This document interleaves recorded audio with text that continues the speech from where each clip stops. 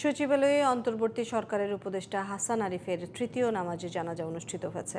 এর আগে হাইকোর্টের দ্বিতীয় জানাজা অনুষ্ঠিত হয়। এরপর তার মরদেহ নিয়ে যাওয়া হয় ঢাকা সিএমএইচে। রোববার মেয়ে দেশে ফেরার পর সোমবার মিরপুর বুদ্ধিজীবী কবরস্থানে দাফন করা হবে হাসান আরিফকে। ইসমাইল হোসেন জুয়েলের রিপোর্ট। সুপ্রিম কোর্টের জ্যেষ্ঠ আইনজীবী, সাবেক অ্যাটর্নি জেনারেল ও অন্তর্বর্তী সরকারের উপদেষ্টা এএফ হাসান আরিফের মরদেহ শনিবার সকালে আনা হয় তার দীর্ঘদিনের কর্মস্থল হাইকোর্টে। বেলা 11টায় ইনার গার্ডেনে অনুষ্ঠিত হয় তার দ্বিতীয় নামাজে জানাজা। জানাজায় প্রধান বিচারপতি ডক্টর সৈয়দ রেফাত আহমেদ, পররাষ্ট্র উপদেষ্টা Touhid Hossain, doctor Kamal Hossain, barrister M Aminul Islam, Dudak chairman, প্রধান নির্বাচন কমিশনার, জামায়াতের সেক্রেটারি জেনারেল, সুপ্রিম কোর্টের বিচারপতি ও সিনিয়র আইনজীবীরা অংশ নেন।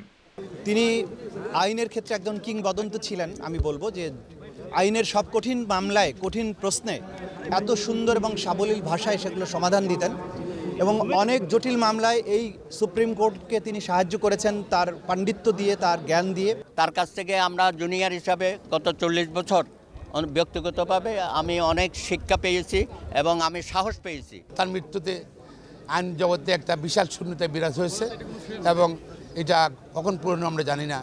পরে মরদেহে পুষ্পস্তবক অর্পণের মাধ্যমে প্রধান বিচারপতি সহ অন্যরা শ্রদ্ধা নিবেদন করেন। এরপর তৃতীয় জানাজার জন্য তার মরদেহ নেওয়া হয় সচিবালয়ে। সেখানে সচিবালয়ের কর্মকর্তা কর্মচারী সহ অনেকে অংশ নেন হাসান আরিফের জানাজায়। উপদেষ্টা পরিষদে অভিজ্ঞতা, মেধা, শক্তি, প্রাণ শক্তির যে একটা সমন্বয় আছে, সেখানে একটা বড় ঘাটতি হবে স্যারের এই প্রস্থানে। সোমবার মিরপুর বুদ্ধিজীবী কবরস্থানে তার দাফন হওয়ার কথা রয়েছে। মিরপুর বুদ্ধিজীবী কবরস্থানে দাফন করব। সময়টা অবশ্যই জোহরের আগে হওয়ার সম্ভাবনা বেশি, তবে এখনও এক্স্যাক্ট টাইমটা ফাইনালাইজ করা হয় নাই, আমরা এটা পরে জানিয়ে দিব। Ismail Hossain Jewel, GTV news, Dhaka.